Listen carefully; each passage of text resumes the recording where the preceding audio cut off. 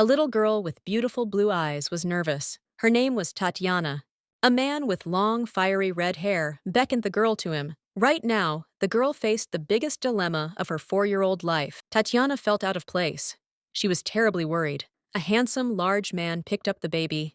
The brunette holding the girl declared that Titi's time on someone's lap should be divided equally, 10 minutes at a time. The long-haired man said it depended on the child, and the other man had no right to make such a statement. The red-haired man said the girl wanted to come with him, but the brunette said his interlocutor must have vision problems. Titi intervened and told the men not to fight.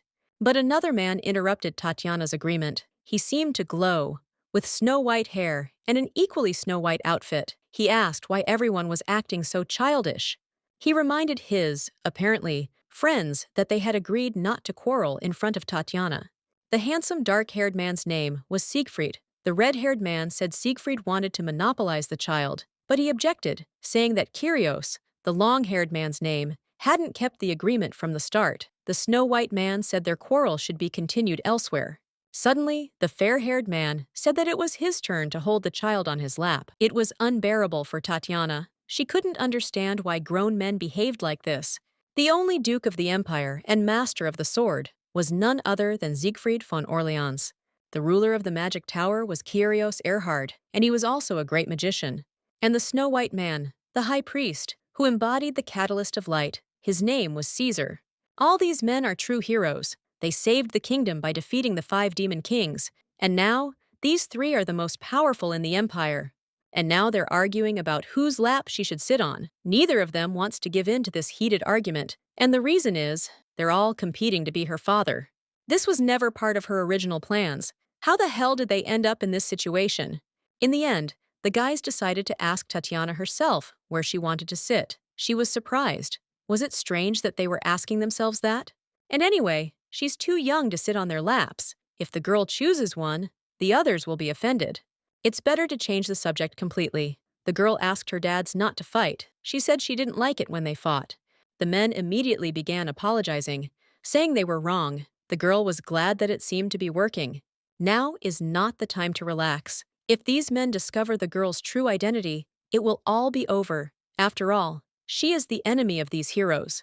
The last villain who will bring destruction to this world, the Demon Lord. One day, when the girl opened her eyes, she realized that she had been reborn as the final boss of the novel. The girl was born a human-demon hybrid. She had an unhappy childhood, being sold again and again on the slave market. She has not yet received the prophecy from the demon god and been named the Demon Lord. But, being a half-breed and too young, Tatiana, since her appointment as the ruler of the demons, caused discontent among high-ranking demons.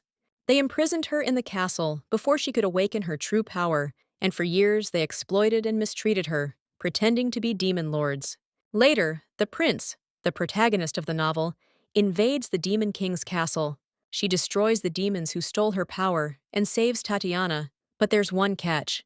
After a long time trapped in grief and despair, she awakens as a true demon lord. Ultimately, she dies at the prince's hands.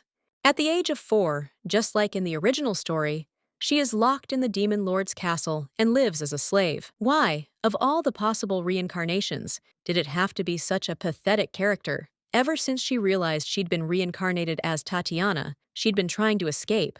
But in the end, she remained a puppet and slave to high-ranking demons. The girl was cleaning and decided she needed to finish before lunch, when suddenly someone hit her. There were 2 demons. One asked the girl why she thought the demon god had chosen a filthy half-breed like her as the demon lord. The 2 demonic thugs were here again. She just had to pretend to be scared and endure it. Tatiana didn't answer. One of them asked if she thought she was strong, even with so little power. The girl was merely the pet of 5 kings. The girl would gladly hit them on the back of the head, but no matter how angry she gets, she has to put up with it. They were demons, and she was just a child. Tatiana hadn't yet awakened her powers. The second one ordered her to clean everything in the room. As he left, the demon said the only reason she was still alive was because of them. She smiled and wished them a good day. If the girl awakened as a demon lord, there would be nothing left of these idiots. But if she unleashes her power, what will happen next? An original story of this world, where the protagonist defeats the demon lord, preventing the destruction of the world and creating a happy future for everyone. It's a banal plot, But now that she's been reborn as a villain, it's even more cruel than she could have ever imagined. Despite her talent, the girl has been abused and exploited her entire life, all the while dreaming of a future where she could find simple happiness. When even her last hope vanished after the prince killed her. What must she have felt at that moment? Tatiana didn't know how long it had been since she'd had a normal conversation with anyone. The girl thought that if this continued, one day she would end up the same way. Suddenly, something crashed outside, then again, and people's screams began to be heard. Tatiana looked out the window and froze. This atmosphere, it's not just a quarrel between demons. Someone has infiltrated the demon castle. But who the hell could it be? Who had the courage to break into a demon castle? There were 3 men. They had spent much longer than expected attacking the castle. Of the 5 demon kings, only one remained. The hero's endurance was already at its limit. Caesar told Siegfried that now was the time. He said he would support him from behind. The final blow must be dealt. Siegfried obeyed. There was no time to hesitate. This was their last chance, even if it cost them their lives. The battle was over. They had finally destroyed all the demon kings, but it looked like they wouldn't return from here alive. Siegfried heard a voice in his head. It was so far away he couldn't make it out. Suddenly, he woke up in a hospital bed, and next to him was a little girl calling out to him. She was very happy that the man had finally woken up. Apparently, she had been worried.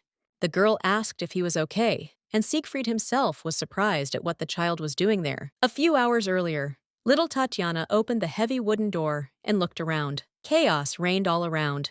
The girl came out as soon as everything calmed down. There were bloodstains and scattered weapons everywhere.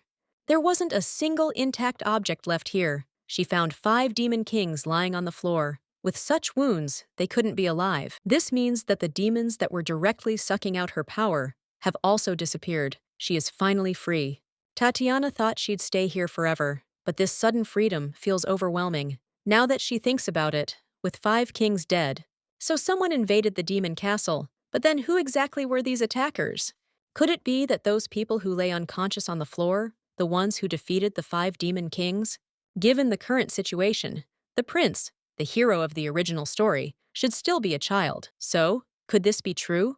These people, could they be the legendary heroes mentioned in the novel? Heroes of a previous generation? Long ago, the heroes attacked the demon king's castle, only to be cursed and meet their deaths. Even so, the heroine never managed to escape, so she didn't pay it much mind. So, the heroes believed that the 5 demon kings were the real enemies. Although, in reality, the true demon king is someone else. And to be honest, it's, of course, Tatiana. Does that mean they were supposed to die? The girl noticed something. It was a magical stone used to store dark energy. Now that she thought about it, she could sense her own magic emanating from these people. Now Tatiana understands. The 5 demon kings used magical stones to channel her power. The previous heroes must have realized this and destroyed the stones during the battle. The so-called demon king's curse that killed the heroes was actually caused by the girl's magic. Ultimately, she was left alone and captured by demons once again, only to become the demon king's puppet. If this was just a pretext, then more than a decade later, the invasion of the human world began. Everything fits. If everything goes according to the original scenario, she will die at the hands of the prince. So what to do now? The original plan was to escape immediately. But in the fragile body of a child, she won't be able to get far before she'll be captured or killed. But that's how the original story unfolded. Now, at least, the girl has the intelligence of a grown, wise woman. She needs to figure out how to survive without losing control of her magic. Wait, in the original story, Tatiana was doomed to lose control due to the cruel treatment she suffered in the Demon King's castle. Therefore, if Tatiana ensures her safety, she can avoid this fate. If the girl plays her cards right, she might even be able to safely awaken as a demon lord. Once she becomes one, she will be incredibly powerful.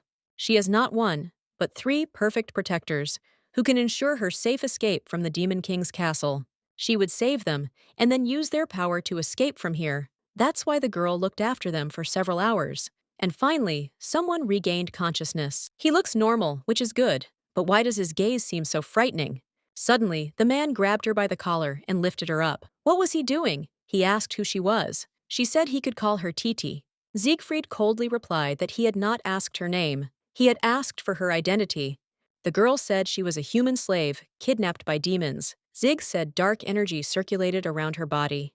The man told her she had to answer correctly, otherwise he would have no choice but to consider her a demon and destroy her. Suddenly, he asked that maybe she was the hidden demon lord. Tatiana said it was simply impossible. She admitted that she was half human, half demon. The man asked again. It was unclear how to feel about such hybrids of humanity and evil. Is this even possible? Humans and demons may look similar, but they're completely different species. Moreover, a hybrid between a demon, whose members categorically reject other species, and a human. If this is true, then it's not at all unlikely that this child lived as a slave to a secretive demon lord. She certainly looks more human than demon. She also has a faint demonic aura. Arrogant demons even treat their own children as slaves if they're not purebred. However, there are many doubts about this. He asked how old TT was. The girl said she was 4 years old. Isn't that too young? At that age, a girl should be with her family. Siegfried understood she was a slave, but there was one thing he needed to clarify. There had never been a half-human, half-demon before. Did she know that? She said she knew because her mother had told her, but her mother had told her to keep it a secret so the girl wouldn't be discovered. In his confusion, Siegfried completely forgot that this child must have parents somewhere. He wanted to ask about the mother, but changed his mind. If only her parents were alive, but did not leave the child as a slave in such a dangerous place. Now that Siegfried had asked the girl everything, she asked him to let her go. He apologized and let the little girl go. The man asked why Tatiana was helping them. She replied that her mother told her to. She said that Titi should help sick people, so that they do not suffer. And yet Siegfried, who considered himself a hero, forgot such a simple truth, simply because this was the castle of a demon lord. He was threatening a small, fragile child. He promised that he would definitely repay her for saving them someday. The girl told him to have a good rest. Now that the tension has eased, the man can finally see the situation clearly. This time, Siegfried thought they would all die, but they lived. The demonic energy that had consumed them had vanished, probably because the demon lords, the source of the energy, had all been killed. Before entering the castle, the heroes had also destroyed the external forces. They were safe for now. The girl had already thought she'd been caught. How had he sensed her demonic energy? Luckily, he asked the expected questions.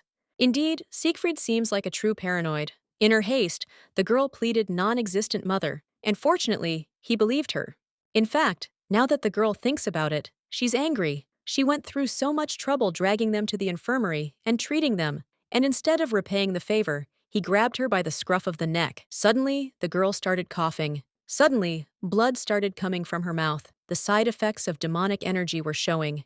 Demons usually have their own unique demonic energy, but if they have too much or too little of it, they may suffer side effects such as vomiting blood or fainting. In the past, TT would sometimes vomit blood when the 5 demon lords drained her demonic energy. This time, it was likely due to overexertion while regenerating the previous hero's demonic energy. A normal demon would have been able to handle their demonic energy just fine. But as a young half-human, the girl has a hard time controlling it. If she's not careful, it could drain her life force. And yet, the reason she remains calm, the original Tatiana fully awakens as a demon lord at the age of 25. Essentially, a demon lord can control demonic energy, so at least she won't die from inability to control it. Titi has 21 years before she becomes a demon lord. During that time, she must find a way to control the energy. The heroes took care of the demons that were troubling her, so she was able to explore parts of the demon lord's castle that she hadn't seen before. The girl entered the room. It was a luxurious laundry room, a place she'd never heard of in the demon lord's castle, and she was completely unharmed, untouched by the battle. But she was angry. The girl was stuck in that filthy corner while they were enjoying the high life. The girl needed to gather everything she needed, since she didn't know how the situation might change. Tatiana grabbed a first aid kit. TT collected a bunch of things and exhaled, because she had collected almost everything she needed. Now she needed to grab some towels. But how? They were way up high. There was no chance of tiptoeing to reach them. Siegfried came up from behind and offered his help to the little girl. The girl asked Siegfried to make noise when he moved, otherwise the man would frighten her. Siegfried got out some towels. Tatiana thought, this man, when he was lying there, had a sword next to him, right? The only one of the previous heroes who used a sword was a swordmaster, so this man must be Siegfried. He's already up and walking, the strongest of men. but with such an absurd recovery rate. Yet, when she treated him, that jet black hair, those cold golden irises, he is incredibly handsome. The man stood with towels and asked if he could put them in the basket. The girl was glued to his face without even realizing it. The man inquired about the basket. TT replied that she'd found it while sorting through useful items. He asked if she was taking it all with her. Tatiana said yes. She'll drag it across the floor. By dragging it, she means it's too heavy for her. Siegfried took the basket. The girl wanted to protest, but he said it was fine. At the girl's pace, it would take 10 years to move the basket. Titi asked if he should do that, since he was injured. Zig replied that he wasn't sick enough to force a child to work like that. He acts so cold. If the girl hadn't extracted the demonic energy from him, he wouldn't look at me like that. Siegfried asked why she looked like that. He thought he'd done something wrong. Tatiana said it was nothing. Oh, he noticed the girl frown for just a second. Zig asked why she was avoiding eye contact then. She asked what he meant. She wasn't avoiding anything. Why was he so insistent? Suddenly, the path was blocked. The girl was surprised. Who was this man? When did he manage to wake up and come here?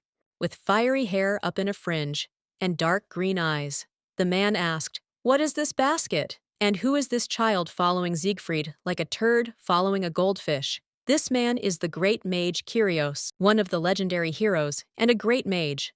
The ruler of the magical tower, Kyrios! The girl didn't understand the expression about the poop and the goldfish. She couldn't be angry at someone who saved her life. Tatiana will simply endure this for the sake of her bright future. The girl greeted Kyrgios and introduced herself. Titi said she brought bandages and medicine. He was injured, so the girl asked to let her treat his wounds. But the man remained silent. "Tatiana, are you talking to a wall? Will it kill him if he answers?"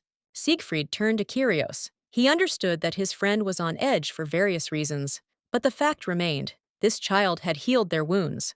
Kyrgios asked, "Who knows? They shouldn't let their guard down just because she patched them up a bit. How can they trust a child they met in the Demon Lord's castle? What if this little one has some hidden agenda? What then?" Had the girl been exposed? Her plan to raise protectors had run into a serious obstacle. Sieg told Titi to ignore Kyrgios. He was naturally mentally unstable. Maybe Tatiana is imagining things, but Siegfried looks a little sorry. No, now was not the time. Her precious potential protectors must not quarrel. The girl said it was all fine. She was used to people not liking her. Kyrgios relaxed for a moment and changed his expression, but then, as if embarrassed, his stern expression returned. Sieg said that if he was sorry, he should just say so, but Kyrgios snapped and asked who told him he was sorry. Siegfried apologized to Tatiana on behalf of the mage and said it looked like the boy would never grow up. Kyrgios asked who allowed him to be slandered right in front of him. The girl repeated that everything was really fine. She could come to terms with the fact that she wasn't loved. Kyrgios said they needed to check on Caesar anyway. He still hadn't woken up. The girl said she'd go too. The redhead asked what help a brat like her could possibly be.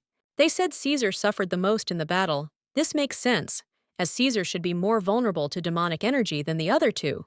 The high priest Caesar, with silver hair that sparkled with holy power, snow-white eyelashes and skin, this man, a hero who uses holy power, as befits his title as a high priest. Since holy power and demonic energy are opposing forces, he is inevitably more vulnerable to demonic energy than other heroes. That's why the two heroes had already awakened, but Caesar still hadn't. Tatiana asked for the basket to be passed to her. Siegfried said he was going to put it on the table. Tatiana needs to cure Caesar as soon as possible in order to quickly implement her plan to raise heroic defenders. Even though the girl extracted demonic energy, the wounds already saturated with it won't heal, even with holy power. Medications might help, but ultimately, he needs to heal naturally. The girl asked to be allowed to disinfect the wound and change the bandages first. She was asked if she was going to treat him. Siegfried said that he could take full responsibility for Caesar's treatment. But Titi objected, saying she could do it too. She'd been doing it for them all this time. However, they both unraveled it. The girl opened the jar. She asked them to look at her more favorably. She began pouring a large amount of medicine onto the wound. Kyrgios guessed it must be really burning. The girl knew she'd screwed up. The medicine had spilled everywhere. First, I had to wipe it up, and then apply a bandage.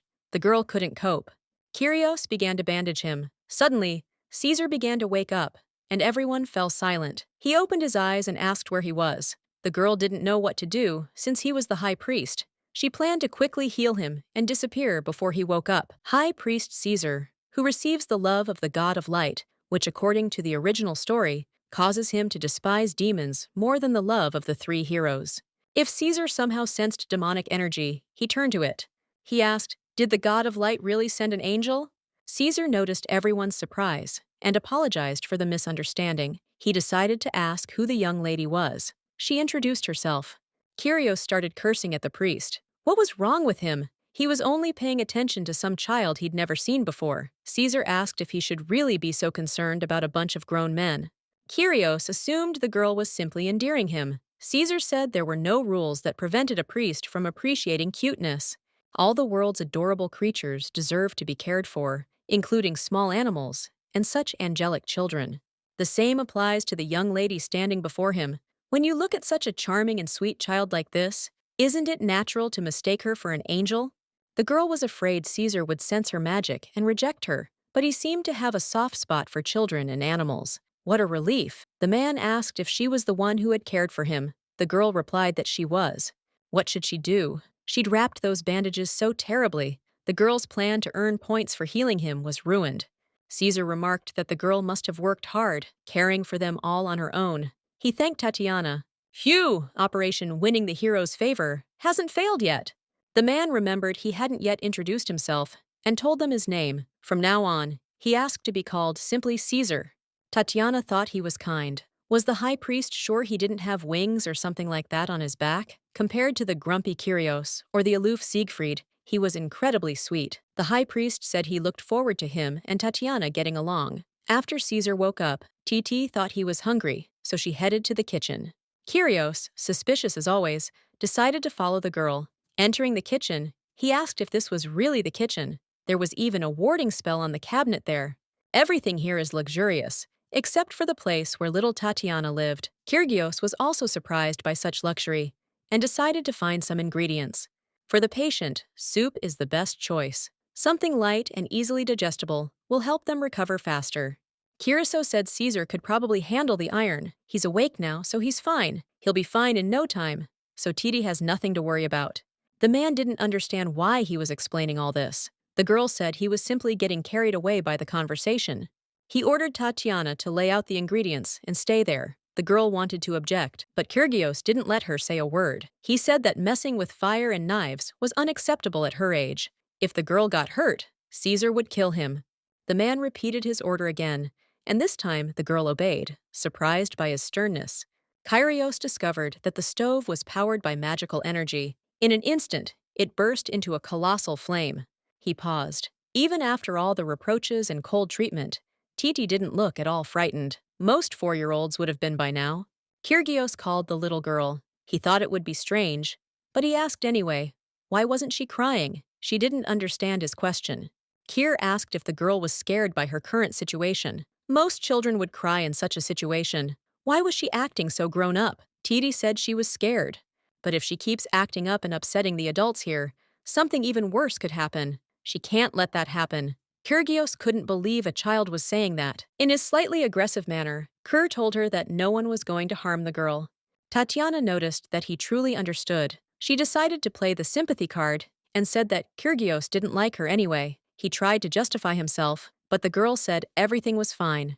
Titi confessed. She may look human, but she's a half-breed, and demons don't like her, because the demonic energy coursing through her makes them uncomfortable.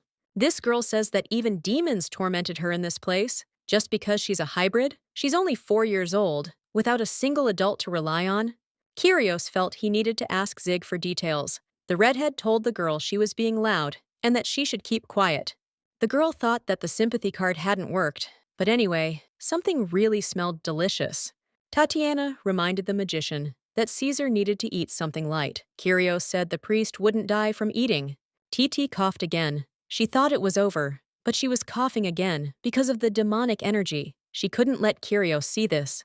But the man noticed and asked what was wrong with the girl. Tatiana replied that she just had a sore throat. She said she needed to go to the bathroom and ran away. She can't let him find out. Tatiana thought the blood she coughed up last time was the end of it all, but right now, the side effects of her energy restoration are starting to manifest again. Had the girl really pushed herself too hard? At times like this, it's best to sleep until your body recovers. Tatiana decided that she would simply say that she was very tired and go to bed early. The girl entered the room where the men were eating. Caesar was delighted to see Titi and offered to share a meal, but she declined, saying she'd go to bed early. Caesar was surprised at how early she left. She said she wanted to sleep and rest alone. The priest said that rest was good, but skipping meals was not a good idea. He offered to take some food with her. The girl agreed and thanked the man.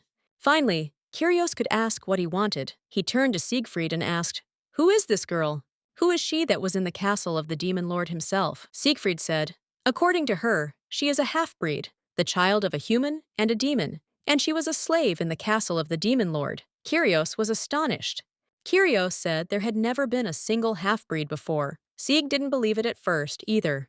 For the first time in his life, Sieg felt demonic energy, barely, and since she was the only one alive and unharmed in the place everyone had fled, Sieg initially thought she was a hidden demon lord. At the same time, there's something human about her, and Kyrios sensed that too, didn't he? Caesar said he agreed with Siegfried. The moment he first saw her, he sensed a faint yet demonic energy. Kyrios asked if Sieg was sure he wasn't pretending she was a good girl, that she was a sweet girl. Caesar said that Miss Tatiana was indeed sweet, but he wouldn't judge her by appearance alone. Kyrios said that if what she said was true, her life must still be very difficult. Just looking at her, you could tell she was far from healthy. Dry, brittle hair and a thin, fragile body, torn clothes, which show that she knew no love at all. The only thing that still shone in this girl were her bright, jewel-like eyes. Caesar said that given how sensible she must be for her age, she had no choice but to grow up quickly. That may be true, but if you're incapable of feeling even a shred of compassion for such a child, then, Siegfried said he'd just keep an eye on her for now, so stop picking on him. The boys decided to get some sleep. The next day, Kyrios asked why that annoying girl wasn't here today.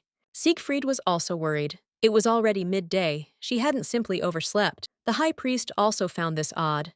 For the past few days, she had been appearing in the mornings, always wandering around in a fussy manner. The boys were very worried about little Tatiana. Kyrios was equally worried, though he said she irritated him. Caesar thought she was sick. Mac decided to take matters into his own hands and suggested the boys go look for the girl. They decided to check all the other rooms.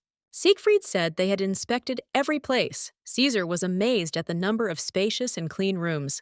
They wandered into an underground prison, and Kyrios said that the girl would never have stayed in that place, but they continued searching anyway. Men walked through the dark dungeon, shouting the girl's name, and yet, she was there. When Kyrios saw her, he turned pale. The boys saw a small ball of hair curled up on the cold tiled floor of the dungeon. Kyrios said she had a fever, and asked what the hell she was doing in such a place. She woke up and was surprised. She asked the boys why they had come all this way here. Kyrios told her to just lie there and not try to get up. The priest also told her to lie there. The girl said everything was fine, but Kyrios snapped at her and asked how she could say that right now. Caesar admonished him to stop yelling at sick Titi. The little girl started coughing again. Why now? Suddenly the girl started feeling dizzy and seeing things. There were demons. They despised her, saying it would have been better to kill the girl and wait for a new demon lord. The voices continued to speak. These vile demons wanted to take Tatiana's place as God's representatives. She began to banish the voices from her head. The young girl felt very bad about the fact that no one liked her and that everyone said that Titi was useless. Did the real Tatiana really suffer this much? The little girl wanted to escape this living hell. If there were no heroes there, the girl would be forever exploited by the greater demons. It seemed to the girl that the heroes were leaving and moving away from her, and she was trying to catch up with them. Tatiana understood that if they left, she would never escape this hell. She wouldn't be able to leave the demon realm and safely grow up. All her revenge on the demons might come to naught. It turned out it was all a dream. Titi was lying on the bed while three guys sat over her, worried. She mumbled in her sleep and begged them not to leave. Kyrios turned to the high priest and asked if he could heal the girl with his divine power. Kyrios replied that, unfortunately, he couldn't. Even if she was half human, she still had demonic blood running through her. Her body is closer to that of a human, but it seems her own demonic energy is attacking her. Demonic energy and divine power are opposites, and this could harm her. The redhead wondered how they were supposed to heal her. Was there really no way to cure her? No one can get rid of demonic energy, so Titi must deal with it and overcome it herself. There is no other way. Kyrgios wondered if the girl would die if there was no way out. Caesar told him not to be so pessimistic. Zig said that instead of getting upset and assuming she was doomed, he should think about how he could help her. Caesar and Kyrgios agreed with their friend. The girl's condition had noticeably worsened, and her temperature had begun to rise. The priest told the red-haired man to go get a towel and cold water, and if there was any fever reducer, to take that too. Siegfried decided to go with him. The men wandered all over the estate, searching. First, they needed to find a clean towel and some fever-reducing medication. As they walked, the boys were amazed at the gigantic size of the place where they found themselves. Siegfried thought that when he first saw Tatiana in this place, she was healthy. Kyrgios approached Zig and shared that he still didn't trust the little girl a little. Kyrgios understood absolutely nothing. Half-breed? That didn't make any sense. On top of that, she was found in the Demon Lord's castle. If she's up to something, she could have been sent by demons, and she deliberately approached them. Then, Siegfried and Caesar could find themselves in great danger, such that it is difficult to even imagine. But if this little girl was telling the truth, Kyrgios might regret doubting her now. Sieg understood how the mage felt. He too had doubted her when he first saw her. But she's just a 4-year-old child, nothing more. A tiny, defenseless creature. She cared for them with the same selflessness after all, so perhaps they can trust her at least a little. Even if the little girl does something, they can easily stop her. The guys are more than capable of handling it, so why shouldn't Kyrgios try to relax a little? Siegfried suggested they stop overthinking and get down to business. If they were late, Caesar's grumbling would become unbearable. Right now, treating this little child was more important than anything else. It's pleasantly cool, but at the same time so gentle. It's been so long since anyone has taken care of Tatiana. Wait, who's taking care of her right now? Caesar was nearby and was glad to see the young lady awake. He asked how she was feeling. Now that the girl thinks about it, she feels good. The imbalance caused by the magic has stabilized. Zig and Kyrgios entered the room. They were relieved to see TT was okay. The mage immediately flew up to the girl and asked why she lived in such a squalid room. He was ready to destroy all the demons for her sake. Now the girl thought about it. She was in one of the 5 demon lords' bedrooms. When had she been transported here? Siegfried admonished the mage again, saying that the little girl had only just woken up and there was no need to be so nervous. He finally admitted that he had simply been nervous. But Zig agreed with Kyrgios's words. Why did she stay in that old room? The demons had been defeated, so there must be plenty of free rooms. Tatiana hadn't even considered it. Even if all the demon lords were dead, Titi, the real demon lord, was hiding behind them. And since history wasn't unfolding the way she expected, if the boys found out, they wouldn't just scold her and leave everything as is. Even though not much time had passed since entering the world of this novel, she tried to appear unperturbed. But the truth was, enduring the demon's torture was unbearable. Just in case the demons came back and found out, she didn't have the courage. Caesar placed his hand on the girl's tiny hand and told her that she had nothing to worry about. Kyrgios said that if they showed up, the men would beat them up. Caesar asked the magician to watch his language in Lady Tatiana's presence. Kyrgios asked the girl if there was anything she wanted to destroy. The priest asked if they should start with the room of the most terrible demon. Caesar said that while the girl was sleeping, they determined that Tatiana was closer to a human child. They couldn't just leave her in this environment. So the priest asked if the girl would like to go with them. She tried to make the heroes her protectors in order to survive, but now that Tatiana actually hears the words she was hoping for, it seems completely unreal.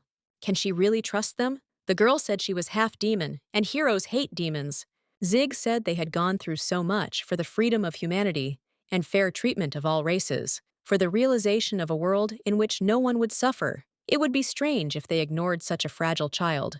He added that no matter whose blood flows in the girl's veins, she is just a child who deserves protection. So the girl didn't have to worry about such things at all. The girl found herself crying.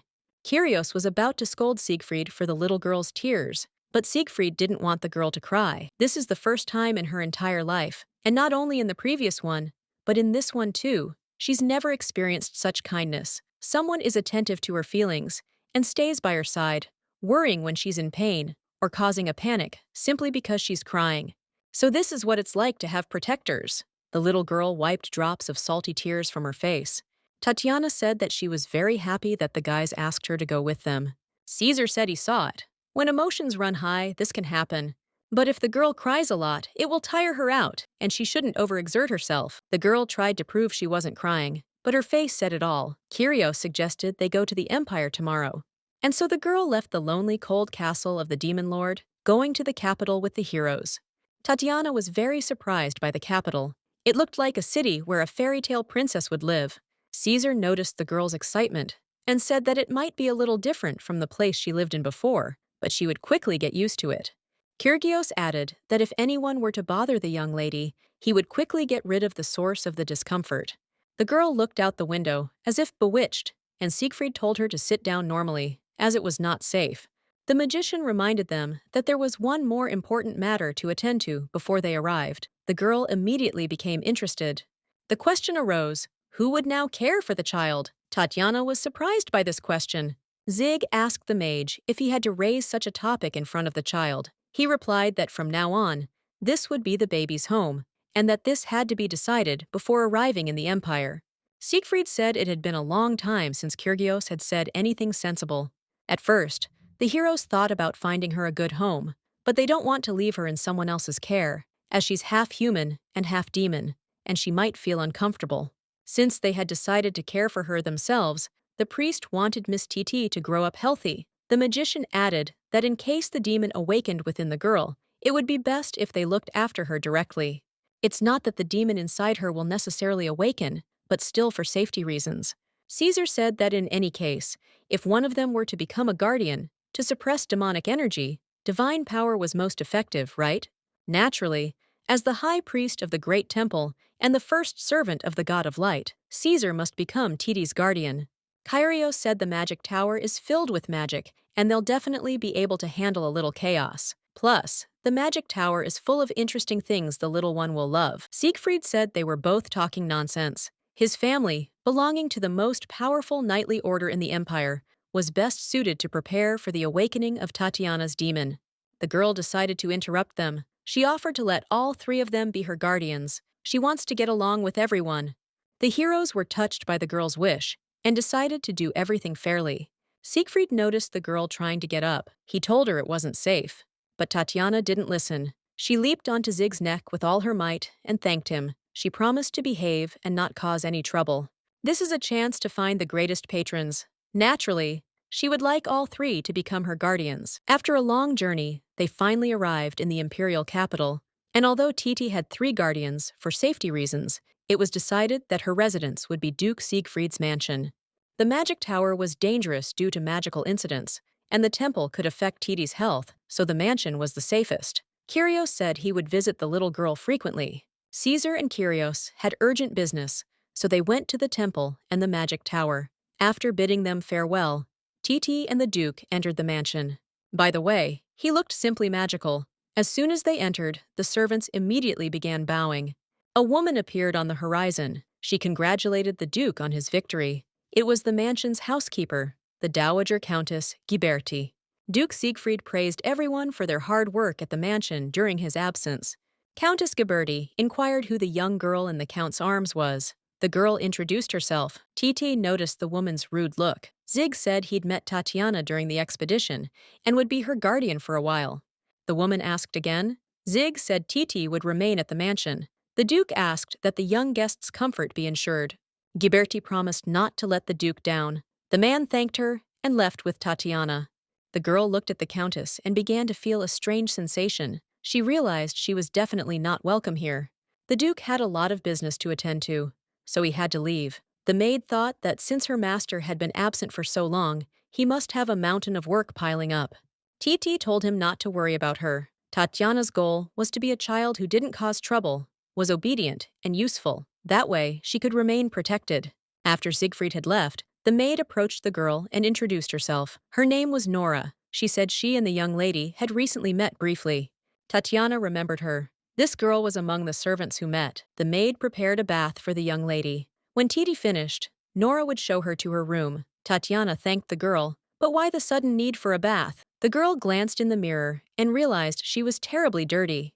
TT thought if she tidied up, they'd treat her better. The bathroom was absolutely luxurious, and it smelled incredible.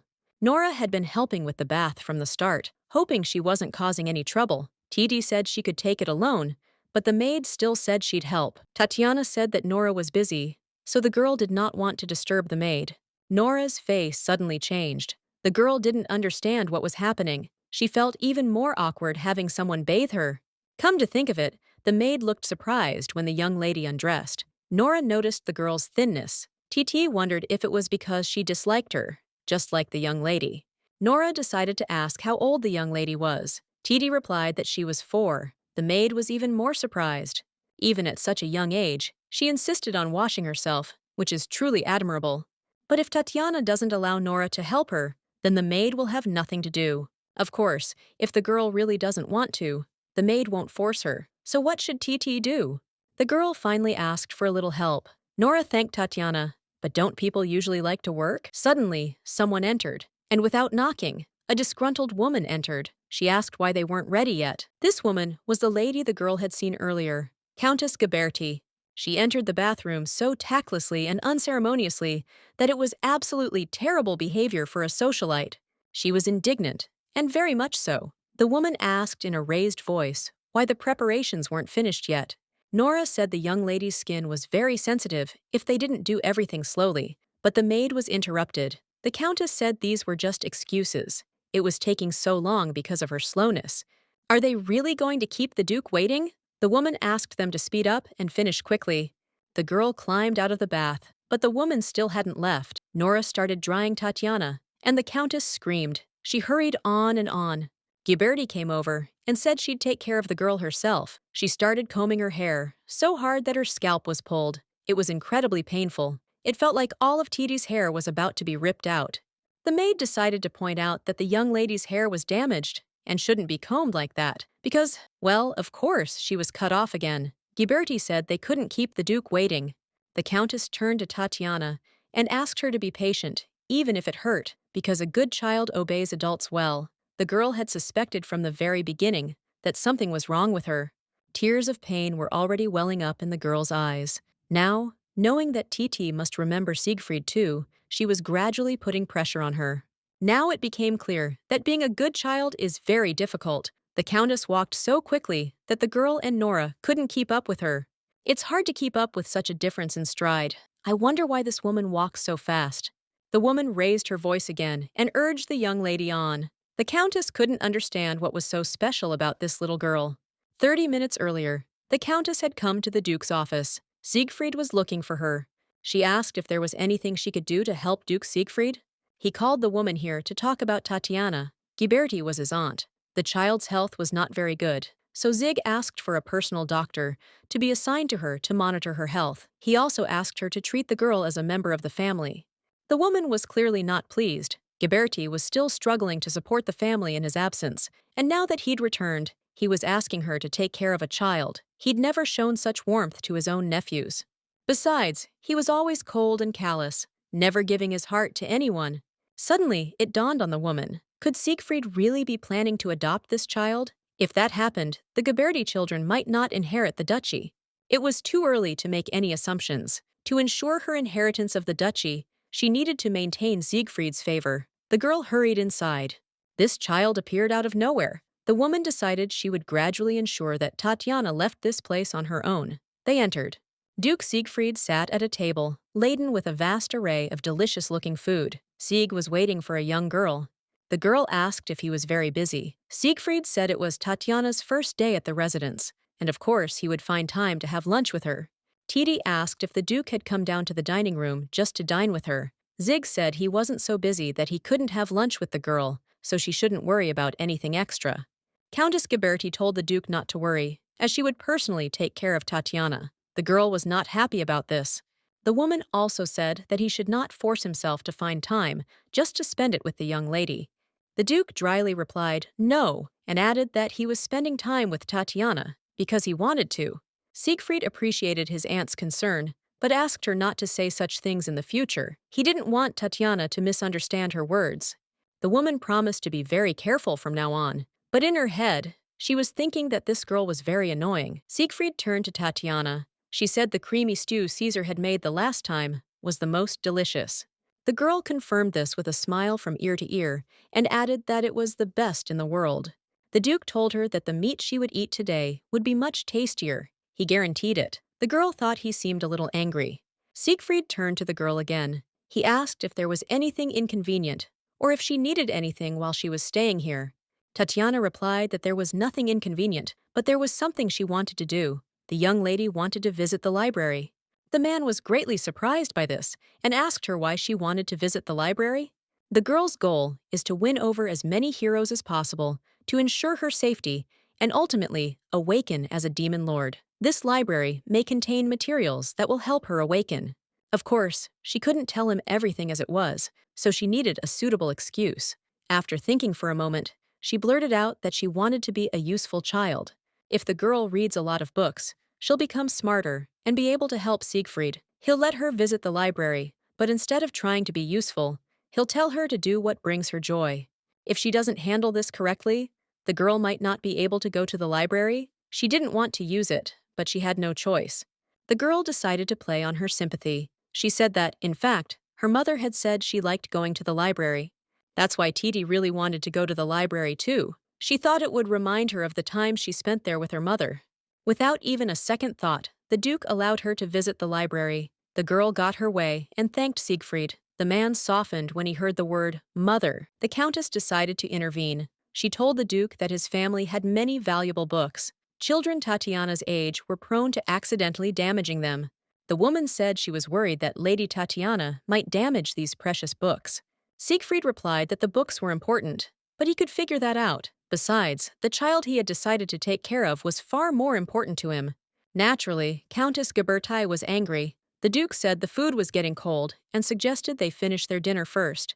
Siegfried had just defended the girl, but at the same time maintained his respect for this woman. After Siegfried allowed the girl to go to the library, a pleasant lunch followed. It had been a long time since TT had eaten properly. The Duke's butler approached and whispered something in his ear. He heard, "His Majesty." The girl didn't understand what was happening. Siegfried stood up and turned to Tatiana, saying it looked like he needed to leave first. She thanked him for the dinner.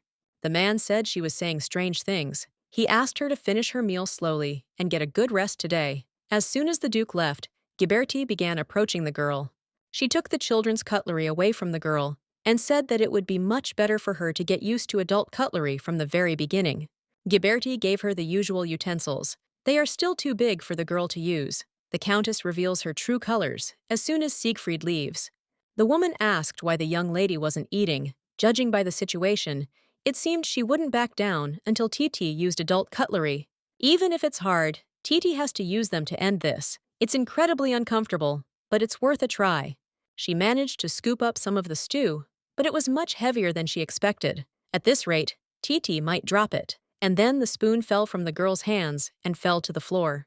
And immediately, Ghiberti pounced on Tatiana. She said the girl couldn't handle cutlery properly, making a mess everywhere, and that she needed to learn the most basic rules of table etiquette. Nora said the girl heard everything the woman said, but Ghiberti also snapped at the maid, saying she shouldn't interrupt Nora when she was speaking. Did Nora really think the little brat even understand what she was saying?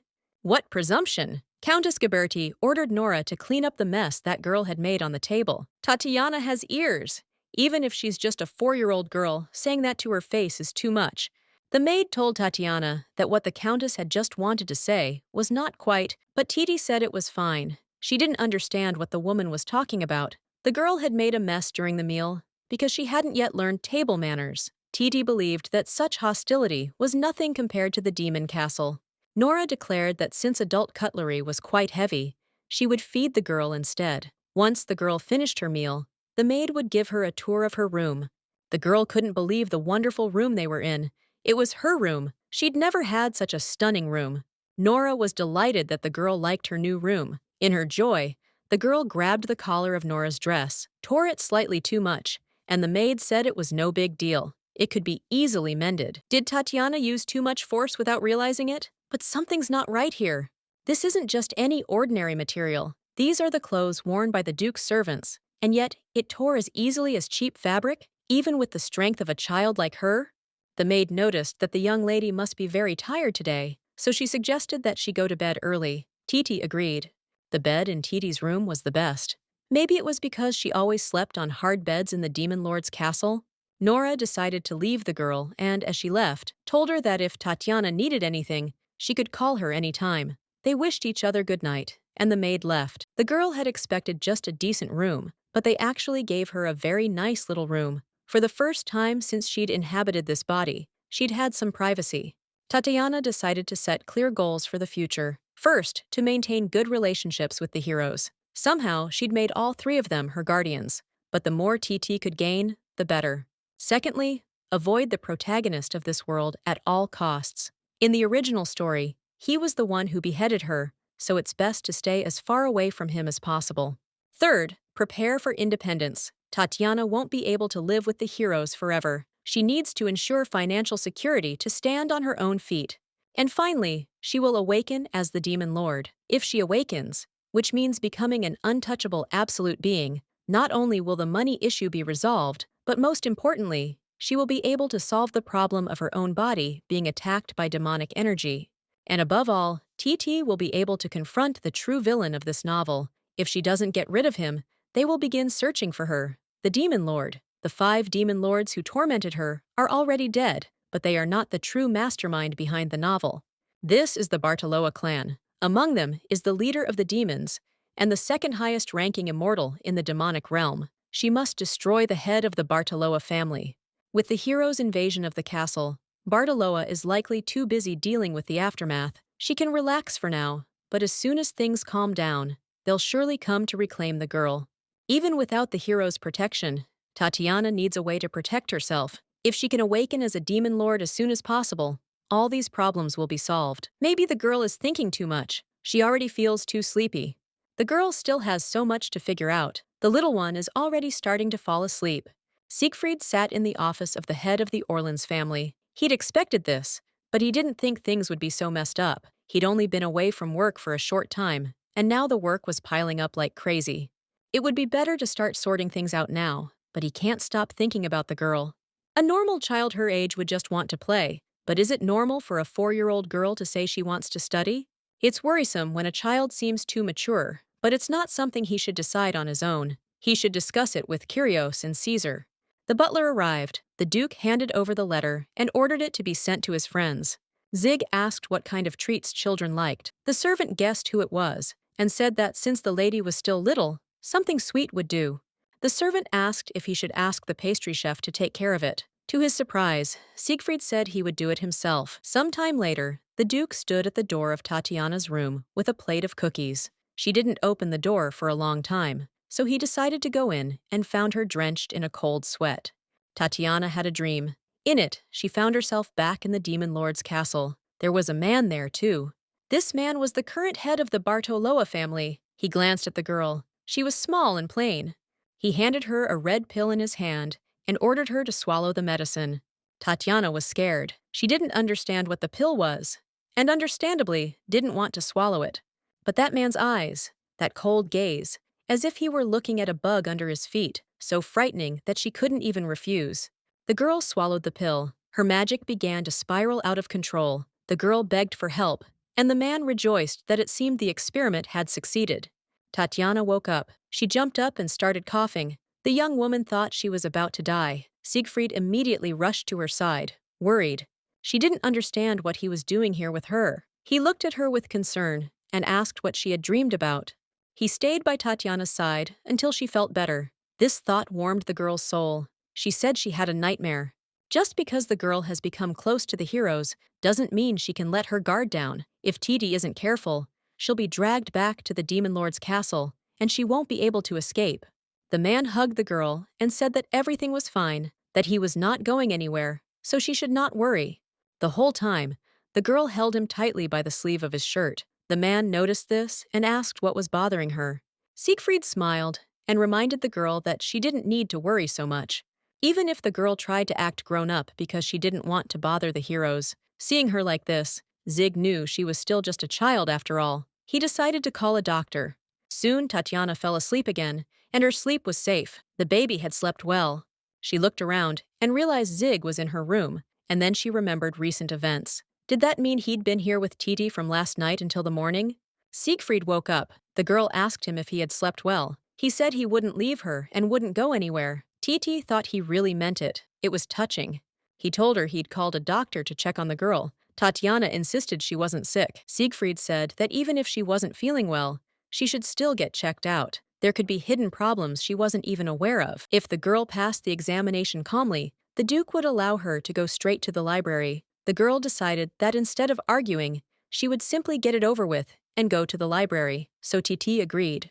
Suddenly, the door opened and a man entered. He introduced himself. His name was Bernice. He was the ducal family's physician. Tatiana also introduced herself. Bernice said she shouldn't be so formal. The doctor smiled sweetly, and, since they had already introduced themselves, he suggested starting with a stethoscope examination. 10 minutes later, the doctor finished and said there appeared to be no noticeable problems. However, Tatiana had been feeding poorly for a long time. Her growth was also slightly behind other children. Siegfried was surprised that Titi had grown so little. The doctor said everything was fine. If the girl ate plenty of tasty food from now on, she would grow up healthy and strong. The man took a red candy out of his briefcase and gave it to Tatiana as a reward for her good behavior during the inspection. As soon as the doctor left, Titi said she wanted to go to the library. The Duke dismissed her, and Tatiana was glad. Later, Zig called the doctor again for a talk. He hadn't mentioned it before, but he said the child was having frequent nightmares. She apparently doesn't remember them, but why does she keep dreaming about them? Bernice suggested it might have something to do with psychology. The young lady lived as a slave in the Demon Lord's castle. Siegfried knows better than anyone how demons treat humans. These memories must still live in her subconscious, causing her recurring nightmares. Siegfried asked how he could rid her of her nightmares. The doctor replied that the Duke should ease her anxiety. Sieg thought that Tatiana was most likely very afraid of abandonment. This is evident in how she always wants to be useful to someone. Right now, for Tatiana, being abandoned by someone would be the most difficult and painful experience. Siegfried suggested keeping a close eye on her in any case. She's a child who hides her pain well. The butler entered with news. The Lord of the Magic Tower and the High Priest had arrived to see the Duke. Siegfried felt he needed to tell them of Tatiana's concerns. The boys were happy to finally see Titi. Kyrgios wondered if Titi was crying because she missed him. Caesar said that was unlikely. Siegfried entered and apologized for keeping them waiting. Kyrgios immediately asked where the little girl was. Sieg replied that he would call her later, as she was in the library. The Duke sat in the center of the table and suggested getting straight to the point. With a serious expression on his face, he stated that they needed to discuss something regarding Tatiana. Siegfried gave her a brief account. Kyrgios said she had no further cause for concern, as she had already left the Demon Lord's castle. Siegfried said that, in the doctor's opinion, the cause was most likely psychological. During Titi's time as a slave in the castle, it's highly likely that her nightmares stemmed from memories of her cruel treatment. After all, such terrible wounds don't heal quickly. In conclusion, the heroes need to ease Tatiana's anxiety so that the little girl no longer has nightmares. And in the Duke's opinion, perhaps she's afraid of being abandoned. The way she tries to appear useful to them is proof of that. Caesar said that in that case, their job was to continue to reassure Titi that she simply needed to grow up well. At the same time, the heroes should gradually acknowledge her efforts. Kyrgios said a 4-year-old shouldn't worry about such things. She should just have fun playing. Caesar said that the guys should support Tatiana and assure her that they will never leave her. Putting down the mugs of tea, Siegfried suggested discussing this further, but directly with Tatiana. Siegfried turned to the butler and asked him to bring Tatiana here. The servant obeyed and went to fetch her.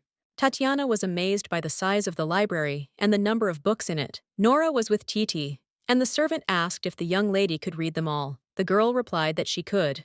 Nora relayed that the Duke had told her the little girl could browse as much as she wanted. The little girl noticed Nora's clothes. The quality of the fabric was too low. After Titi tore Nora's clothes, she began to look closely, wondering if the other servants had the same ones. As Titi had thought, their clothes were hastily sewn from rough fabric, with missing buttons here and there, and even the shoes were worn out. Just like Nora's, the other servants' clothes were also in poor condition. Given Siegfried's honest character and wealth, he would never have cut back on his servants. If he'd been the type to save money, he wouldn't have brought her here in the first place. Raising a child alone is incredibly expensive. In this case, the only person who could possibly intervene in the family's budget, none other than the estate's chief manager, Countess Ghiberti. She is the only one in the mansion draped in luxurious fabrics. But if Tatiana tells Siegfried directly, will a grown man believe the words of a 4-year-old child? Suddenly, the countess jumped up from behind and took the book from the girl, because the books in this library are extremely valuable. Therefore, the girl should not touch anything indiscriminately and handle them carefully. Titi had no choice but to obey. Now, Countess Ghiberti follows the girl around, ready to find fault with every little thing. The way she picks at the girl's every word is a masterpiece in itself. It's not like the books will rot and crumble just because Titi touches them. The butler came into the library. He apologized for disturbing them and said the Duke had asked him to bring Tatiana. The Countess, for the sake of publicity, grabbed Titi in her arms and hugged her. The woman said that since the Duke was waiting for Titi, she should hurry. Tatiana was very surprised by this gesture from the Countess. The stern lady's voice became unusually gentle. The door opened, and Titi saw the remaining guardians. She was glad to see Kyrios and Caesar there, but the mountain of books behind them unsettled her. Kyrios picked up the baby and asked how she had eaten. The Countess approached from behind and said it was a great honor to meet the tower's lord and the high priest. The Duke approached his aunt and asked her to leave them so that his friends could talk in peace. Titi was glad the manager had left. It had only been a day since she'd been separated from her father's, but it felt like an eternity. Caesar asked how Tatiana was doing, and she replied that everything was fine. The girl asked how Kyrgios and Caesar were doing. Before answering, Kyrgios asked what a 4-year-old was doing in the library when she should be running and playing instead. The man started squeezing her cheeks, and Caesar begged him to let go, saying it wasn't safe. The little girl said she wanted to help the adults too. Kyrios said that then the girl would have to study her letters diligently. Titi said she already knew a lot of letters. Titi asked what kind of books were behind the heroes. These were books on child-rearing. Caesar recalled that he had consulted with the priests in charge of the orphanage regarding Titi's education. Since Titi is still young, they recommended using play-based methods to teach basic concepts instead of formal teaching. Kyrgios paused. Caesar said he should think of it as an educational game. The idea is to experience different professions firsthand, to learn what each one entails through direct participation. The girl's body is 4 years old, but her mind is over 20, so she would never do anything like that. This could be the perfect chance for the girl to expose Countess Ghiberti's misdeeds to the Duke. Suddenly, Titi raised her tiny hands and said she wanted to play maid. The heroes were surprised. Caesar asked the girl why she wanted to play maid. Kyrgios added that if she had to choose, why not become a mage instead? Indeed, why does the girl want to play the role of a maid? Her real goal is to expose the Countess's crimes, but she can't say so outright. The maids always take care of Titi, so the little girl wanted to know what they were doing. The maids standing nearby were very touched. Caesar was also touched by Titi's kind heart. The Duke thought she meant to acknowledge the maid's hard work. Kyrios was also touched. Siegfried smiled at the girl, showing his approval. Siegfried suggested they stick to this plan. At this time, the Countess was indignant. How dare Siegfried treat her like a servant in the presence of others? The woman remembered his request for her to leave, and they'd been talking about Tatiana the whole time. She was terribly angry about it.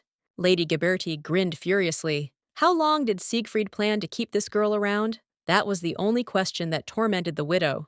The Duke pours out all his care on this girl, without even thinking about giving even a little of her to his nephews. First thing this morning, he called the doctor to examine her, and now it's play-based learning, or something like that. He treats her with such devotion, as if he were raising his own daughter. Considering Siegfried's initially cold nature, this is truly sensational news.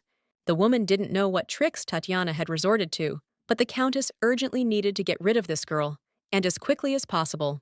Ghiberti went to Nora and asked her to dress the girl in a maid's uniform, since the master said that he wanted to give her a gaming education. In such a position, Ghiberti cannot stand aside and watch this low-born creature inherit the title of Duke. The girl ate and thought about how she could humiliate the Countess on the day of play training, having received permission from the heroes to engage in play training. Lately, she had been keeping a close eye on the opportunity, and suddenly an idea came to her. She needed to see Nora right now. The girl had to check the uniforms, and all the other servants' uniforms too. Titi told Nora that in addition to the maid game they were planning, she also wanted to try out the chef, gardener, and stable boy roles. Tatiana asked if she could meet them. The maid said yes, and suggested they go meet right away. Titi was surprised that such an unsurprising pretext worked so quickly. Nora and Tatiana arrived at the mansion's kitchen. There, they were greeted by the cooks. They asked what had brought the young lady to them. Nora said the girl was curious about what was going on in the kitchen. There wasn't any particular reason, but why were they looking at the girl with such tenderness? Tatiana, with a hint of awkwardness in her voice, declared that she wanted to wear an apron like her older sisters. But the maid said there were no new aprons. Then the little girl asked for the one Nora herself wore. The maid said the apron was dirty, but the girl said she really didn't mind. The girl put on an old apron and began to rejoice like a 4-year-old child, but suddenly she was overcome with sadness. From Nora's clothes that used to tear so easily, to the chef's uniform that looks poorly made, even the horse treats aren't supplied properly. Nothing works here properly. Nora suggested we visit the garden for the last time. But as soon as the young lady and the maid entered the garden, they found an oil painting. Countess Ghiberti was scolding the gardener. She said the gardener hadn't planted a red rose, but it really was red. Ghiberti told him he couldn't even properly plant a rose, yet he still got his salary without fail, and then she suddenly kicked him in the knee with the toe of her heel.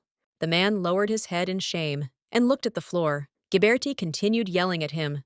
The servants in the mansion were just like her in the demon lord's castle. When she couldn't say anything, the woman asked the gardener why he was just staring and saying nothing. He tried to apologize, but his words were slurred. Such treatment. Tatiana couldn't just stand aside and watch, so she decided to intervene. As the girl walked toward the gardener and Ghiberti, she noticed a watering can. As soon as Titi turned to the manager, her frown deepened.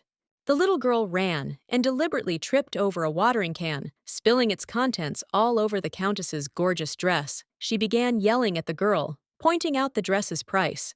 The little girl pretended to be upset and said she was sorry. She was just running to greet the caretaker. And Titi said that if she had to apologize for soiling her clothes, shouldn't the countess also apologize to the gardener? The woman asked why she should do that. The girl said that the woman accidentally stepped on her grandfather's pants and stained them, and also that Titi only sees red roses here. The woman felt she was in the wrong and started yelling. She believed there was no point in talking to a child who knew nothing. She suggested Tatiana learn to apologize. And the woman left. At least she wasn't crossing the line. Titi thought Countess Ghiberti might hit her. Luckily, the countess had just retreated. The girl ran up to her grandfather and asked if he was okay. The gardener thanked the girl. The girl said there was nothing to thank her for, since she had simply stood up for him. Nora ran up to Tatiana. The gardener said that he would like to somehow thank the young lady, although he did not have much money. Grandfather picked the most beautiful rose and asked her to accept it as a sign of gratitude to the girl. Tatiana thanked him. But the girl did this not to get something in return, but because she knew that it was necessary. A few days later, the long-awaited day of game training arrived. Nora approached the girl and began praising her. The girl truly looked simply charming. The girl liked to wear the same clothes as her maid. They were just like sisters. Countess Ghiberti said that this outfit would definitely suit the girl perfectly. It's starting again. She said it was the perfect outfit, befitting Titi's status. Since she was wearing it, why not wear it all the time? Nora tried to reprimand the woman, but their status was a huge barrier between them. The countess approached her and slapped the girl on the arm, telling her she dared not contradict her. Ghiberti grabbed Titi by the arm and dragged her down. The girl wanted to be indignant, but the countess looked at her with a stern gaze and said that they were expected. Nora only has a little more patience left. Today, thanks to this game-based training, Tatiana will definitely put an end to Countess Ghiberti once and for all. Siegfried asked his friends why they were still in his mansion. They were so busy with their own affairs, after all. Kyrgios said the tower wouldn't collapse if he left for a couple of days. And Caesar can safely trust his priests. Besides, they are the little girl's guardians, just like the Duke. They have the right to check how the girl is receiving her gaming education. Tatiana is back. Siegfried thought the girl was very cute. The manager said it might be because she was still a child, but she looked dignified in any outfit. Siegfried told Titi that the outfit suited her very well, and she herself really liked it. The girl also didn't forget to thank the manager for sewing this outfit for her. Swallowing her pride, the woman declared the young lady too kind. Titi began exposing the atrocities committed by Countess Ghiberti. The main thing is to pretend Titi knows nothing, feign delight in the outfit, and mention the servant's condition. Titi said her outfit was durable and definitely wouldn't tear, but Nora's outfit recently tore into pieces, surprisingly. Countess Ghiberti pretended that she did not understand anything, did not understand what was being discussed. The girl said she accidentally pulled on Nora's clothing, and it simply tore. But since the outfit is durable, it definitely won't rip. Titi said she would be careful. Until now, Siegfried hadn't had time to pay attention to the condition of each servant. So, upon hearing this, he'll certainly suspect Ghiberti. After all, he'd put the Countess in charge, but no one was keeping an eye on the servants' clothes. Now he'll definitely pin Ghiberti as the culprit. Tatiana told the manager that she really liked that they wore the same clothes. The woman didn't understand. Titi explained that Nora's clothes had torn very quickly, while the Countess's clothes were very durable. The manager was very worried. Siegfried called her over. So, mission accomplished? But wait, the man asked if he and the Countess could have a heart-to-heart talk. The Duke looked even angrier than the girl had expected. The man summoned Ghiberti to his office. He asked if the lady really thought he wouldn't notice. Ghiberti was enjoying herself quite generously. The mansion's budget, which she had illegally appropriated, was funneled directly to the Ghiberti household, squandered by the Countess's own pity. And to top it all off, the manager subjected the servants to unnecessary punishments. The evidence against the woman is endless. Siegfried asked the woman if she had originally applied for the position with this plan in mind. She tried to justify herself. The woman fell to her knees and begged the Duke for forgiveness, but the Duke refused to grant her the right to call him Lord. From that moment on, Ghiberti was no longer the manager. Every coin she embezzled, along with compensation, will be recovered in full from the House of Ghiberti. Furthermore, all members of her family who were involved will be held accountable. The woman folded her hands in supplication and begged the Duke for forgiveness. She asked him to spare her son and grandchildren. Oh, so the former manager still knows how to value her own family. But why then did she do such terrible things to this child and the servants? The woman clutched her throat. The air began to leave her lungs. She couldn't breathe. The Duke watched silently. He sent her away. When the Duke discovered that she was embezzling property, he had to banish her immediately. Sieg hadn't intended to appoint Countess Ghiberti as his manager from the start. When he set out to conquer the 5 demon lords, Sieg told the man it would take a long time to defeat them. Meanwhile, someone had to take care of the servants and manage the estate. Siegfried was uncertain he'd return alive. The Duke decided to leave it in the care of the man. He told the Duke not to worry and to return safe and sound. If Siegfried died, there had to be someone who could support the servants and pay them compensation. That's why he accepted Countess Ghiberti's proposal. For the same reason, Countess Ghiberti. When the Duke later discovered that she had been embezzling property, he did not banish her immediately because Tatiana, this little girl, often talked about her mother. He wanted her to have at least a brief moment of contact with one of her guardians. Since the Countess had raised not only sons but also grandchildren, Siegfried naively believed that she could help ease Tatiana's sense of loss. And yet, this is what it led to. She must have sensed something and tried to tell him in her own way. He felt he owed Titi and everyone in the mansion an apology.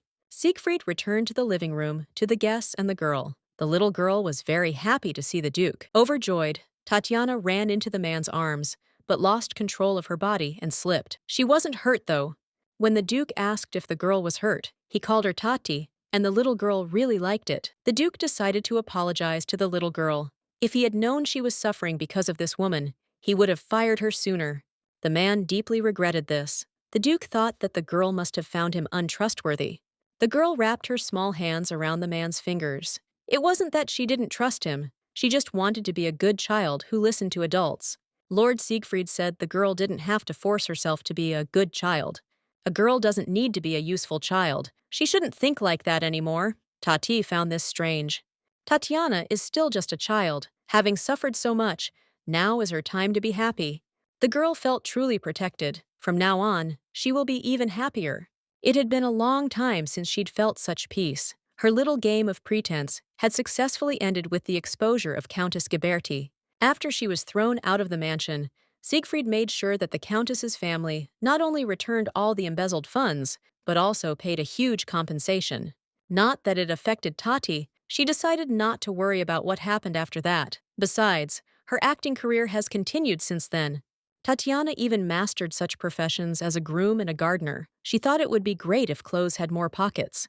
And for some reason, every time she discovered some inconvenience for the servants, they immediately began to correct it. The girl simply mentioned the things she found inconvenient. Because of this, every servant who sees Tatiana now desperately tries to offer her something. The amount of attention overwhelms the girl. This is, of course, very cute, but why can't the girl find a single clue about how to wake up as a demon lord? She'd scoured the entire library, but found nothing about the awakening. Shouldn't there be at least one clue in this house? Even if it was just a mansion, it belonged to the Duke's family. She needs to wake up as soon as possible so that she can finally control magic. The girl's guardians, Caesar and Kyrios, visited her again. Tatiana was very happy about this. Caesar asked how the girl was feeling, but she was perfectly fine. This was a relief. Since Tatiana was in good health, the Duke suggested that the two of them return to the magic tower and temple and finish their work. Why did he have that expression again? The heroes didn't like Siegfried's behavior either. He considered them merely comrades in arms. Zig didn't like the fact that the boys burst into his mansion without warning, ignoring countless messages from the magic tower and temple calling for them to return. They only came to play with Tatiana. This means they simply ran away without even finishing their work. Kyrgios looked visibly uncomfortable. He said he'd brought something amazing here. He told the little girl to get ready and smile. A box appeared in the air, surrounded by waves of sparks of fire and as yet unknown things. The box obediently fell into the mage's hands, and he handed it to Tati. At first, the girl didn't believe it was a gift for her, and asked again. She was very pleased. Kyrgios asked to open it. Inside was a pair of shoes. The magician said they were apparently popular among children in the capital, and he brought them so the girl could wear them for a walk. Caesar smiled and told the girl to hurry up and put on her new sandals. Kyrgios supported the idea. Siegfried helped the little girl put on her shoes. They fit her perfectly. The magician suggested they take a walk. The girl did and noticed a sound. Every time she took a step, a sound emitted. It was those squeaky shoes that babies wear. Tatiana was a little angry. Physically, she's 4 years old, sure, but mentally she's much older. She shouldn't be wearing something like that. Even the maids said the girl looked gorgeous in them. Everyone gathered around the little girl, praising her appearance. If all it took to make everyone happy was to wear just a pair of shoes, Titi decided to go for a walk in them. Siegfried smiled. The butler arrived and said he had important news for the Duke. A message arrived from the imperial palace. Everyone was surprised why the palace had suddenly contacted them. The butler said they were needed to celebrate the victorious conquest of the demon lords. They were throwing a banquet in honor of their victory. The girl thought about it. More than a month had passed since they returned to the capital, and now they're just now planning a banquet? Since when did the imperial family care about the demon lord's defeat? Exactly. The empire always looked out only for itself. They never once supported the three warriors in any way. Even when neighboring nations fell victim to demons, they simply sat idly by. It was only when the three warriors intervened that the situation changed. If they had truly wanted to help, they would have supported them during the war. Now they simply want to put on a show of heroes. Siegfried said they couldn't refuse the offer. If they were going to the palace, they needed to start working on Tatiana's dress immediately. Hearing the Duke's words about the dress, the girl's eyes lit up with a bright fire. Titi doesn't have anything suitable for the banquet yet. She needs to find a tailor who can do it as soon as possible. If the girl goes to the palace, she will encounter the main character. It is unknown what might happen. In the original story, it was the prince who killed Tatiana. She must avoid going to the palace at all costs. The girl asked if she really had to go. The boys said they would never leave her there alone, but the invitation was for the three of them. Titi said that the three of them had saved so many people, but Tatiana had done nothing, and it would be impolite if she went there. Siegfried said he would not attend the banquet then. Kyrios and Caesar followed his example. Duke Siegfried approached the little girl and said that a guardian should always put his ward first. Kyrgios agreed. Besides, spending time with Titi was much more fun than at some boring banquet. Caesar reprimanded him, saying he was being irrelevant again. Caesar said the mage seemed to be dying, and the priest should check on him later. Kyrgios became quite angry. The boys didn't want Titi to feel left out if they left her there. She decided to go, as convincing them turned out to be much more difficult than she expected. The little girl smiled. She needed to think about this in a positive light. The prince wasn't a hero yet, and she hadn't awakened as a demon lord yet. Who knows? Perhaps the key to the girl's awakening as a demon lord is hidden in the imperial palace. A week after receiving the letter from the imperial palace, the heroes and the girl arrived. The palace looked stunning. They finally arrived for the long-awaited banquet. Kyrios told Titi to stay close to them, as there were many people there, and she could easily get lost. Now the little girl can relax. The reason the girl can only relax now is because, right up until their arrival at the palace, the heroes were still arguing. Each of them presented their own arguments, debating at length what dress Tatiana should wear. Siegfried wanted the girl to wear sky blue. The magician wanted her to wear pink. Caesar, however, favored sky white. If the girl had allowed the heroes to continue arguing in the same spirit, they would most likely have been a long time late for the victory celebration. Only after the little girl told them she would choose her own dress did their little argument finally end. Tatiana chose the yellow dress. And so, after much effort, they finally arrived at the imperial palace. Caesar asked the girl to take his hand. The girl noticed that the halls in the imperial palace were incredibly luxurious. The Orleans family estate was also magnificent, but it was nothing compared to the imperial one. The girl heard a voice that said that the Duke of Orleans, the hero of the empire, the Lord of the Magic Tower, and the High Priest were now entering. The guardians and the girl stepped out onto the balcony, overlooking the palace's entire colossal banquet hall. The guests' gazes were fixed on them. The boys went downstairs, where they were met by the admiring glances of the palace guests. But rumors also followed them. Most of the crowd talked about the girl. The public couldn't fully accept the girl, after all. She had been taken from the demon castle. Caesar took the girl in his arms. It was the baby's first time in such a public place. The priest was worried about Tatiana, as were the other heroes. The man asked how the girl was feeling. She understood where his question came from. Since everyone was whispering about the girl, she said everything was fine, because she had heroes by her side. A mature, rough, and rather brutal male voice addressed the heroes and the girl. Their gazes turned to the source of the sound.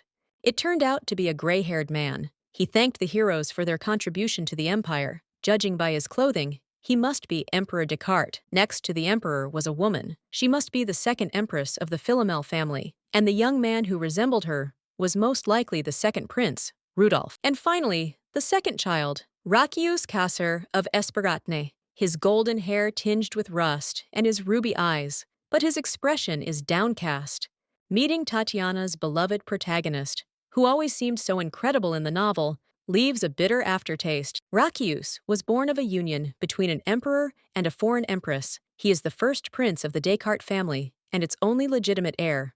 But after the early death of the empress, under the rule of the empress consort, who came from one of the most powerful families of the empire, he suffered constant harassment at the palace, all with the tacit consent of his own father, the emperor.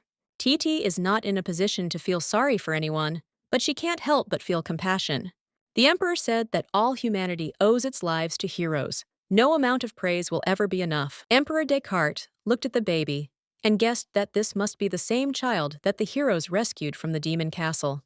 The little girl gathered all her strength and manners into a fist and bowed gracefully, greeting the emperor and his entire family.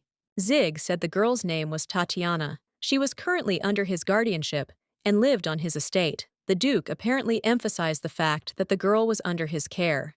The emperor noticed the hero's deep love for the girl. Sieg said the little girl didn't yet know much about court etiquette, and he was afraid she would make a mistake, so he asked permission to leave. The emperor told him to do as he wished, so the heroes took their leave and continued on their way. An hour after arriving, the girl was taken to an empty room and lay down to rest. Having greeted the emperor, Titi thought she could finally enjoy the banquet, but instead, she grew tired of all the people coming to chat with the heroes.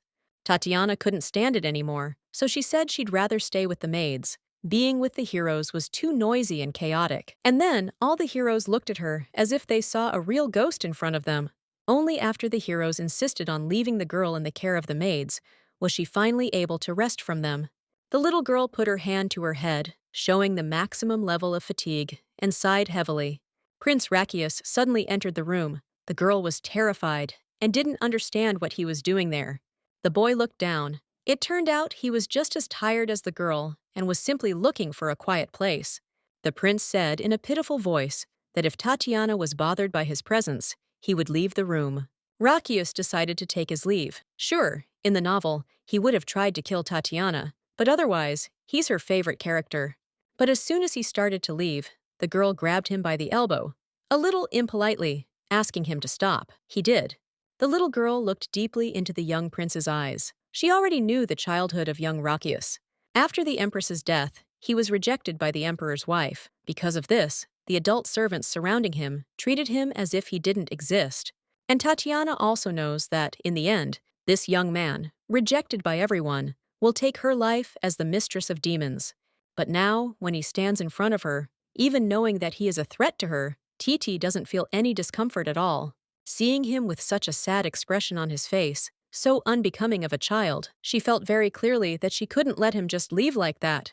Titi grabbed the boy's hands and invited him to play with her instead of leaving, because Rakius is the main character of her favorite novel.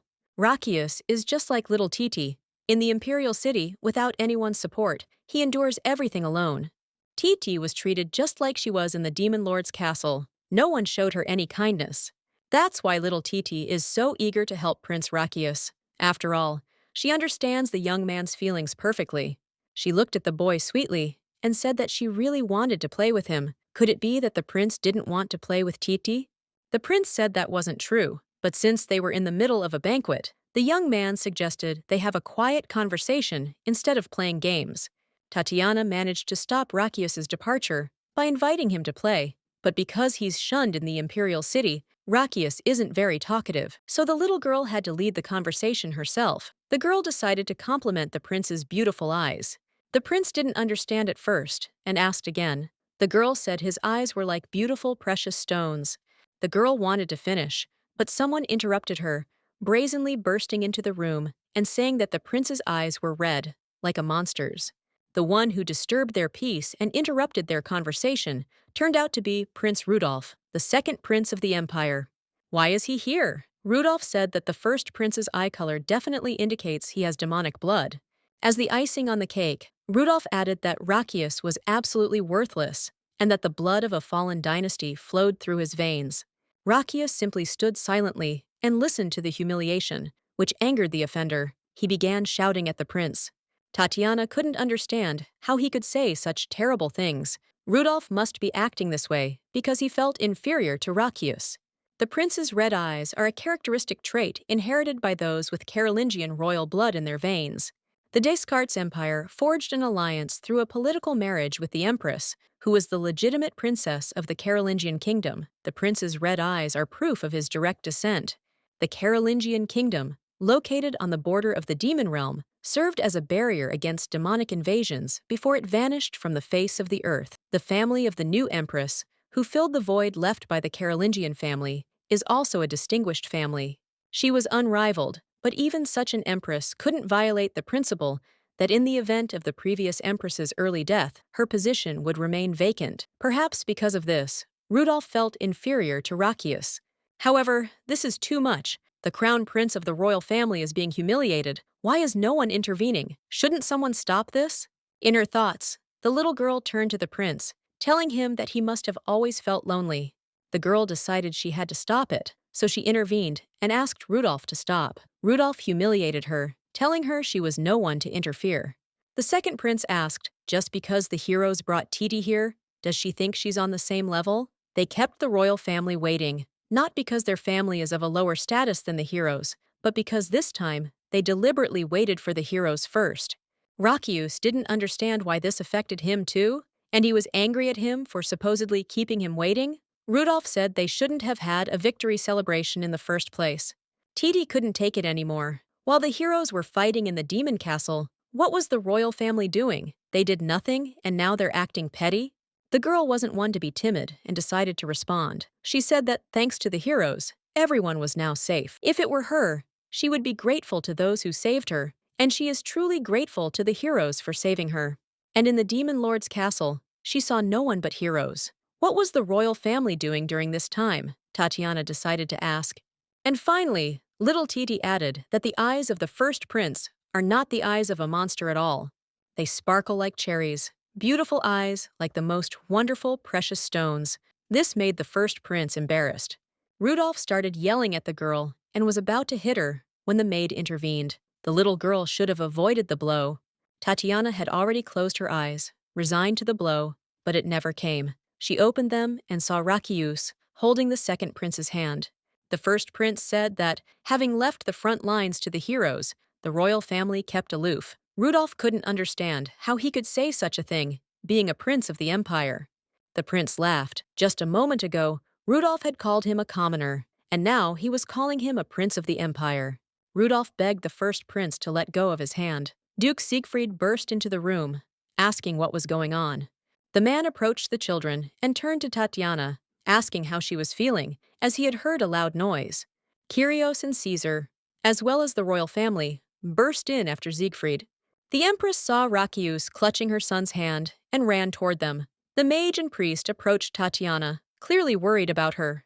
Then Rudolph cried out, calling his mother to look at his hand, which had turned red. She ran to him. The empress buried her son in her chest, calming him down, and at the same time shouting at the first prince, scolding him. The woman asked where the rude first prince took his cues from. The boy was hurt and offended, but his face remained impassive.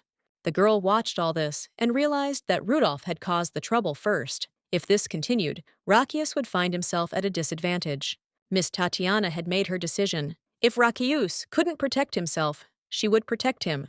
The girl stood firmly on her feet and said with a serious expression that the first prince had done nothing wrong. Little Titi simply couldn't let the first prince take all the blame. Kyrgios and Siegfried didn't understand anything. The duke asked for clarification. The girl said that Rodolph had tried to hit her. The heroes' faces immediately darkened. Caesar asked if this was true. The girl confirmed it. Having collected her thoughts, Tatiana said that the first prince had protected the girl from Rudolph. Rakius blushed. This was also why the first prince grabbed his half-brother by the wrist. Rudolph became nervous and began shouting at the girl to tell him not to lie. The girl began shouting over him and said she wasn't lying. Besides, the second prince said Rakius's eyes were red, like a monster's. The little girl continued to reveal the truth and said that Rudolph called Rakius a non-entity, saying that he was just a remnant of a fallen dynasty.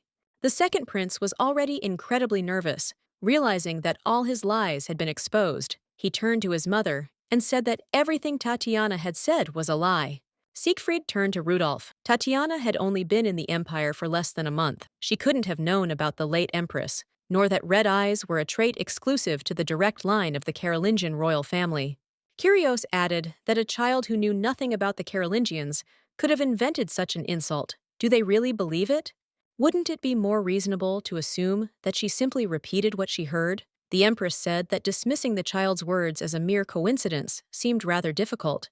The magician said that the insult the second prince directed at the first prince was an extremely dangerous statement. If the words of the second prince had spread to the former Carolingian territories, now under imperial rule, wouldn't this provoke an extremely negative reaction? The girl thought that even the empress wouldn't be able to refute it, so that's why she remained silent. The Carolingian Empire knew that the empire stood by, watching their fall, but they had voluntarily become part of the empire solely because of the empress and Rakius. And now that the empress was gone, and only Rakius remained, such an insult would cause great resentment among the Carolingian people. Even without that reason, what the second prince said must have deeply hurt Rakius, and yet, that calm expression returned to his face. Perhaps Titi should say something to console him? And as luck would have it, little Titi started coughing. The demonic energy had been calm lately, but now, the heroes immediately became agitated and turned their attention to the little girl. Tatiana should have rested, but while Rakius is still under suspicion, the girl cannot leave. Duke Siegfried picked up the girl and held her close to his chest. But if the girl left, what would happen to Rakius? The girl's hands and feet were freezing. The heroes needed to immediately get her somewhere she could rest. Exhausted, she still insisted that the first prince had done nothing wrong. Caesar said the girl needed to focus on resting. The girl said the second prince called her a liar and wanted to hit her, and she was very scared. Titi only wanted to help because the second prince had spoken ill of the first. Apparently, stress had gotten the demonic energy out of control. The emperor wanted to call a doctor, but Siegfried said they should return to the estate. The heroes were already leaving, but the emperor tried to stop them because the banquet was in their honor. He wanted to summon the imperial physician. The duke apologized and said they still had to go. The imperial family remained in the room, and everyone watched the heroes depart. The emperor thought this was the height of ingratitude, to dare to disgrace the royal family like this. Rakius felt ashamed. Because of him, the fragile child who had protected him had ended up in this situation. The first prince decided he couldn't let Lady Tatiana go so easily. If he let her go now, he wouldn't be able to thank her properly. As soon as the prince started to run, the empress tried to stop him, but he apologized and said that he did not have time to explain. The prince caught up with the heroes. Siegfried said that Lady Tatiana urgently needed rest. The first prince said that he understood the circumstances, but asked to still be allowed to thank the girl. The heroes moved on, but Rakius did not stop asking why Lady Tatiana had woken up. The girl said she was already feeling better. The prince came closer and thanked Titai for being by his side. After hesitating for a while, Rakius finally made up his mind and asked if he could visit her. The girl extended her little finger to the prince so that he would promise to definitely visit the baby. The boy approached and extended his little finger in return. Soon, Titi and the heroes left. It was the first time anyone had defended Rakius. No one had ever been on his side. Even his own family. No, actually, his family was the first to abandon him. He thought, if Tatiana had really learned everything about the first prince, would she have distanced herself from him in the same way?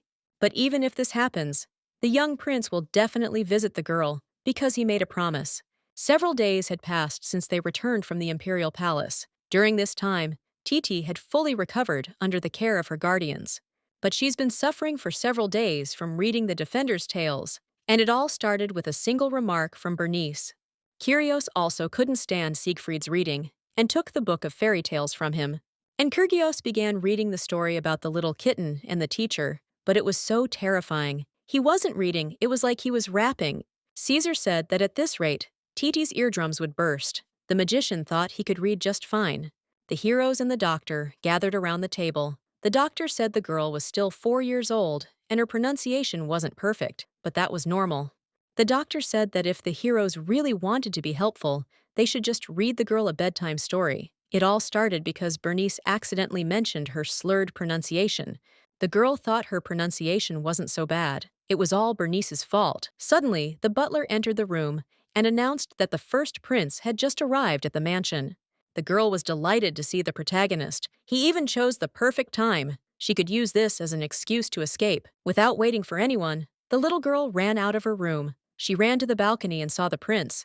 The young prince looked up at the balcony and smiled. He greeted the girl. The prince asked if the girl was sure she was well enough to stand on her feet. Titi said she was much better. The boy said that the trouble the girl encountered at the banquet was entirely his fault, and he apologized for it. The girl said it was absolutely not His Highness's fault, and he certainly didn't need to apologize for it. Titi also reminded him that the one who offended her was the second prince, not the first. It wasn't because of the first prince, so he shouldn't dwell on it. Kyrios intervened in the children's conversation and said that Rudolph had treated both Titi and the first prince very badly, so of course the girl had resisted. Siegfried and Caesar came down. The duke invited the young prince to tea. Siegfried told the first prince that they needed to discuss something. Meanwhile, Kyrios called Tatiana to him. The duke curtsied and told the prince that, as an imperial aristocrat, he must remind him that the crown prince should not bow his head so easily. But even if His Highness was innocent this time, Rakius's willingness to apologize was admirable. This is the most important quality of a ruler. Kyrios wanted Tatiana to listen to him for a second, but she asked, "Why are they doing this?" And the Lord of the Magic Tower began spouting absolute nonsense, and so loudly it was deafening. Little Titai didn't understand a thing. The magician said that all men are wolves. He meant that the first prince looked quite respectable and was quite polite. But you never know. He asked the girl to remain vigilant. But the girl did not listen to him, and simply went to Siegfried and the first prince. The little girl took the first prince by the hand, and with a smile, invited him to have a snack with her. All the heroes were very surprised by the girl's courage, and of course, as fathers, they were worried. The girl persuaded the prince to go with her. Incidentally, Nora had made a cherry pie for them. The young man's cheeks suddenly turned a soft pink. He smiled back and asked if she was talking about the cherry pie that resembled the color of his eyes. Tatiana was glad that Rakius was finally smiling. At first, there had always been a shadow of sadness on his face. His gaze was too distant for a child, as if he had already resigned himself to everything. But as they spent more time together, he gradually began to smile more often. And on the last day, when Rakius left, there was no longer a trace of sadness on his face.